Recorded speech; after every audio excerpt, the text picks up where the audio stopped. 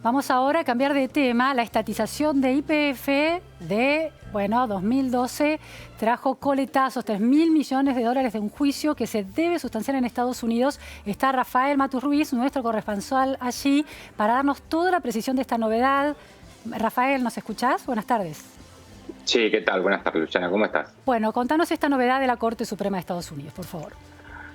Bueno, la Corte Suprema de Justicia tenía en sus manos un pedido del gobierno argentino para desestimar la demanda presentada por el bufete Burford en la Corte del Distrito Sur de Nueva York, que estaba a cargo del juez Tomás Griesa, recordarás, en la época de los holdouts, y ahora está a cargo de la jueza Loretta Preska.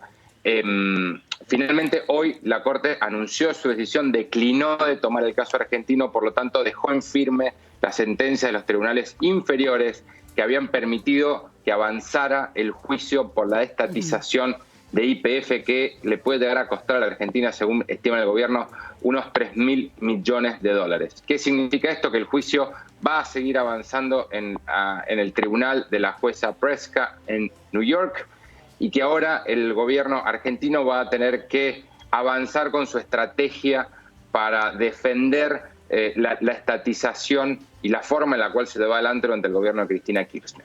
Rafael, ¿hubo un mal cálculo de los abogados que llevan adelante este litigio por la parte argentina en relación a que los fondos que están reclamando este estudio legal iba a retroceder en su demanda? ¿Eso fue un cálculo incorrecto?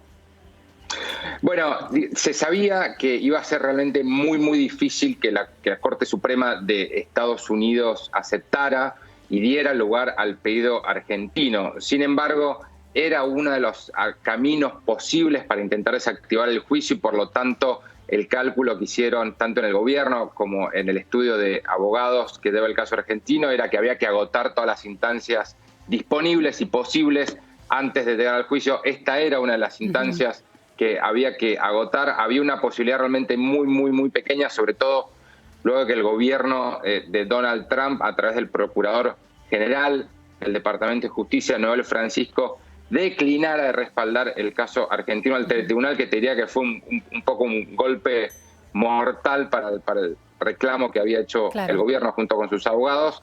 Pero, como te digo, era una de las vías posibles y había que agotarla antes de llegar a la otra instancia que va a comenzar ahora, que es el juicio en el tribunal de la jueza Preska. Rafael, el hecho de que esta vez la administración Trump no avaló de alguna manera la posición de Argentina de que no correspondía llevar el juicio adelante allí, y el Procurador General de la Nación no respaldó esa posición, ¿implica que ha cambiado la lógica de ese relacionamiento que fue tan clave para obtener la ayuda del Fondo Monetario?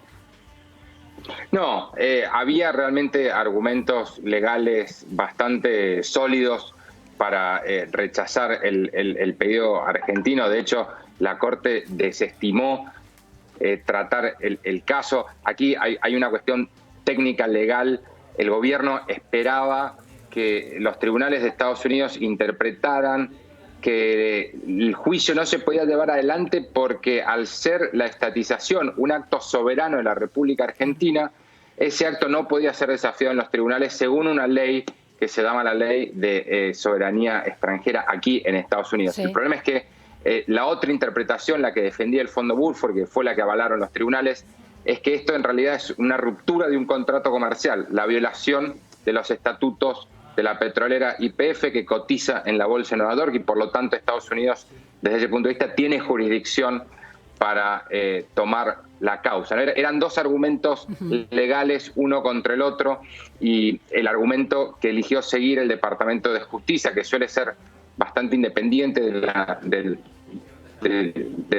poder político de la Casa Blanca, fue el que ya había ratificado los tribunales inferiores. Es realmente muy raro que la Corte Suprema acepte tomar un caso, salvo que haya conflictos entre dos tribunales inferiores, que no era este caso. Además, se sabe, la jurisprudencia de Estados Unidos así lo establece. Es muy raro también que la Corte de Estados Unidos se meta con disputas comerciales entre dos partes, aun cuando una de esas partes sea un Estado soberano. Rafael, una de las cuestiones aquí es que, bueno, el gobierno argentino, el Estado argentino al momento de la reestatización de YPF, cumplió con las obligaciones en relación a Repsol, pero no a otros de los accionistas. ¿Podés explicar eso y cómo entra a tallar este estudio legal, Burford?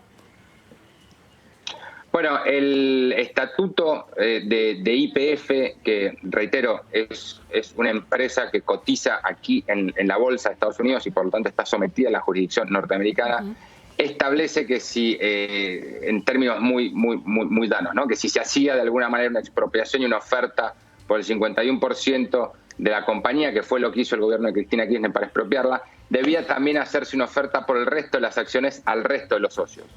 Algo que en su momento el ministro de Economía, Axel Kicillof, hoy candidato a gobernador por el Frente de Todos, se negó a hacer, diciendo que eso era como pisar la trampa del oso y que eso le iba a costar muchísima plata al gobierno argentino, y por eso se desestimó hacerlo. Ese estudio compró, ese estudio no era accionista de YPF. Ese estudio no era accionista de YPF en ese momento.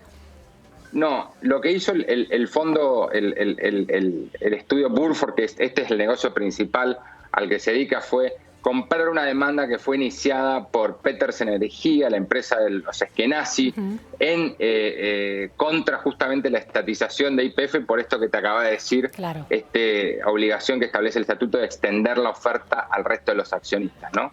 Petersen inicia esta demanda, después Burford pisa, compra la demanda, Petersen se deslinda del tema y Burford avanza con la demanda en España.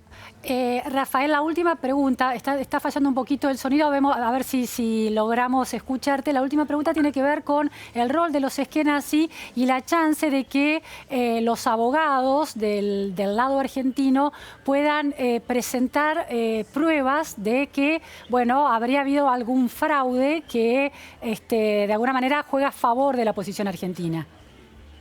Bueno, ahora que se inicia, si se quiere ponerlo en estos términos, el juicio formal en la Corte del Distrito Sur de Nueva York, uno de los carriles que van a seguir el gobierno junto con los abogados es utilizar una herramienta que existe aquí en Estados Unidos que se llama la herramienta del Discovery, para intentar recabar la mayor cantidad de información posible sobre la causa. Una de las posibilidades es que a través de esa herramienta se descubra o se vaya hasta el fondo de la operación y de los vínculos que existían entre el gobierno de Cristina Kirchner, el grupo Petersen, la estatización de YPF y cómo jugaron todo a dirimir en Nueva York. Es uno de los temas que va a haber que seguir muy de cerca, porque pueden haber muchísimas novedades que surjan de la justicia de Estados Unidos al respecto.